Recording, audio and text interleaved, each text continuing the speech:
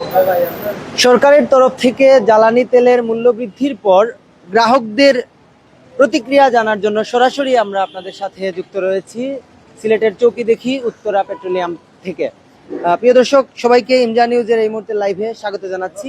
আপনারা দেখছেন যে এই চৌকি দেখি পাম্পটি আপনারা জানেন অত্যন্ত ব্যস্ততম একটি পাম্প এবং এখানে সকাল থেকেই আসলে তেল বিতরণের কার্যক্রম চলছে। তবে সকালে ভোরের কিছু অংশ আসলে তেল বিতরণ হচ্ছিল না বলে আমরা খবর পেয়েছিলাম। তবে প্রায় ৪-৫ ঘন্টা যাবত এখানে তেল সরবরাহ স্বাভাবিক রয়েছে। আমরা লক্ষ্য করছি যারা মোটরসাইকেল আরোহী রয়েছেন তারা লাইনে দাঁড়িয়ে থেকে তেল সংগ্রহ করছেন।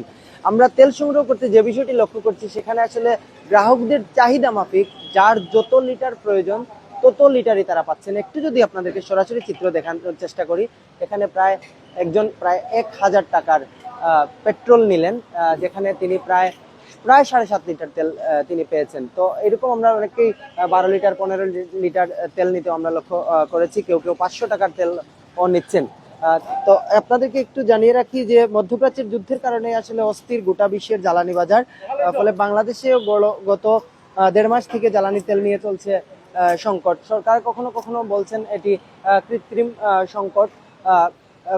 গত দুদিন আগেও জ্বালানি প্রতিমন্ত্রী বলেছেন দেশে আসলে তেলের পর্যাপ্ত মজুত রয়েছে। তবে এই যে সংকট সেটি কিন্তু পেট্রোল পাম্পে গেলেই আসলে এটি বোঝা যায় যে মানুষজন আসলে তেল সংগ্রহ করতে গিয়ে একটা নির্ধারিত দামের বাইরে তাদের চাহিদার চেয়ে অনেক কম দামে, অর্থাৎ কারো চাহিদা ৫০০ টাকার তেল হলে তিনি আসলে ২০০ টাকার তেলও পেয়েছেন। এই কারণগুলোতে আসলে সংকট সৃষ্টি হয়। তবে মূল্য বৃদ্ধির পর আসলে সরাসরি গ্রাহকদের প্রতিক্রিয়া একটু জানার চেষ্টা করবো, আপনার কাছেই শুনতে চাই। আসসালামু আলাইকুম। আমরা আধা ঘন্টা মতো লাইনও দাঁড়িয়া তেল লওয়া লাগে লইছি আলহামদুলিল্লাহ ১,০০০ টাকার তেল। আপনারা সহযোগিতা করবো তাহলে তেল আমরা তাড়াতাড়ি পাই, বাইক লিয়েও তো ইয়ার সময় অপেক্ষা করা লাগে না। কর্তৃপক্ষের কাছে এটা অনুরোধ দিলে আমরা কিউ তো ইয়া দাঁড়া লাগে না, কিউ না দাঁড়িয়ে তেল পাই, ওটাও আর কিছু নাই।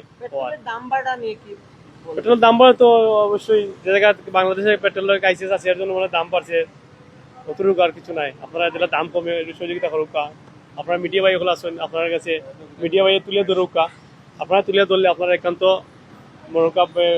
এই ভাইরাল যদি হয় আপনারা ভিডিও দেখুন, কর্তৃপক্ষ আমাদের মন্ত্রী আছেন তারা যদি দেখুন আলহামদুলিল্লাহ তেলের দাম একটু কমাইবা অথবা তেল আমরা তেল ফার্স্ট টাইম পাই ব্যবস্থা করবা।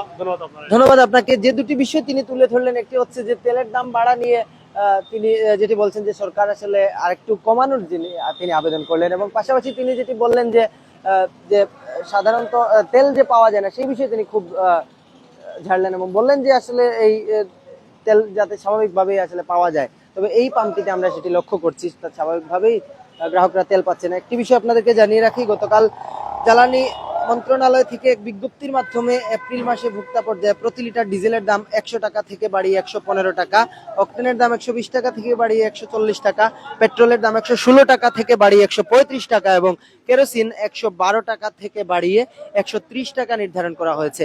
এক্ষেত্রে যদি সংক্ষেপে আপনাদেরকে বলি, প্রতি লিটার ডিজেল ১৫ টাকা বেড়েছে, অক্টেন বেড়েছে ২০ টাকা, পেট্রোলে ১৯ টাকা এবং কেরোসিনের দাম ১৮ টাকা। সবশেষ গত ১ ফেব্রুয়ারি সব ধরনের জ্বালানি তেলের দাম লিটারে ২ টাকা কমানো হয়েছিল। সেই দাম মার্চ মাসেও বহাল থাকে, এপ্রিল মাসেও আগের দাম বহাল রাখা হয়। আরেকটি বিষয় আপনাদেরকে জানিয়ে রাখি, গত ৭ এপ্রিল বিমানে ব্যবহৃত জ্বালানি তেল বা জেট ফুয়েলের দাম বাড়ানো হয়েছিল। অর্থাৎ জেট ফুয়েলের দাম বাড়ানোর পরপর এই গতকাল রাতেই আসলে ঘোষণাটি আসে। অর্থাৎ সব ধরনের তেলের দাম একদম শেষ পর্যায়ে এসে সংকট যখন তীব্র আকার ধারণ করেছিল, আমরা রাজধানীর চিত্র দেখেছি, আমরা সিলেটের চিত্র দেখেছি, বিভিন্ন গণমাধ্যমে আমরা সেই খবরগুলো আমরা লক্ষ্য করেছি যে আসলে ঘন্টার পর ঘন্টা মানুষজন দাঁড়িয়ে থাকতে হয়।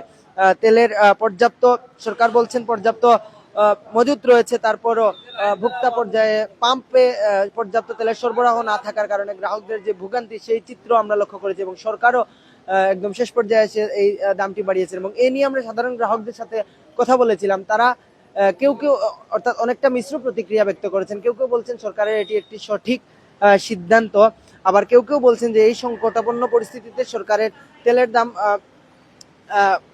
বাড়িয়েছেন মূলত আসলে সিন্ডিকেট ভাঙতে, তবে পাম্পগুলোতে যেন ভিড় কমানো যায়। সরকারের এটি চিন্তা থাকলেও সরকার তেলের দাম না বাড়িয়ে সেক্ষেত্রে বন্ধ থাকা পাম্পগুলোতে তেল বিক্রির ব্যবস্থা করতে পারতেন বলে কেউ জানিয়েছেন। আমরা পাম্প মালিকদের সাথে কথা বলেছিলাম, তারা বলছেন যে দাম বৃদ্ধির কারণে স্বাভাবিকভাবে বড় পাম্প যেগুলো রয়েছে সেগুলোতে কোনো মালিকদের কোনো সমস্যা হবে না। তবে যারা মধ্যম পর্যায়ের ব্যবসায়ী রয়েছেন তারা অনেকটা পুঁজি সংকটে পড়বেন। তো সব মিলিয়ে গ্রাহকরা একটা মিশ্র প্রতিক্রিয়া ব্যক্ত করছেন। কেউ কেউ আসলে পরিস্থিতিটাকে মেনে নিয়েছেন এবং কেউ কেউ বলছেন যে আসলে পরিস্থিতি যতই সংকটাপন্ন হোক না কেন, অত্যধিক দাম বৃদ্ধির বিষয়টা তাদের আসলে নাবিশ্বাস উঠছে। তো সব মিলিয়ে ছিল আমার এই মুহূর্তের লাইভে বিস্তারিত তেল বাড়া নিয়ে গ্রাহকদের যে প্রতিক্রিয়া, সেটি পরবর্তীতে আমরা যুক্ত হব আবারও নতুন কোনো জায়গায় নতুন কোনো বিষয় নিয়ে। ততক্ষণ পর্যন্ত ইমজা নিউজের সাথেই থাকুন।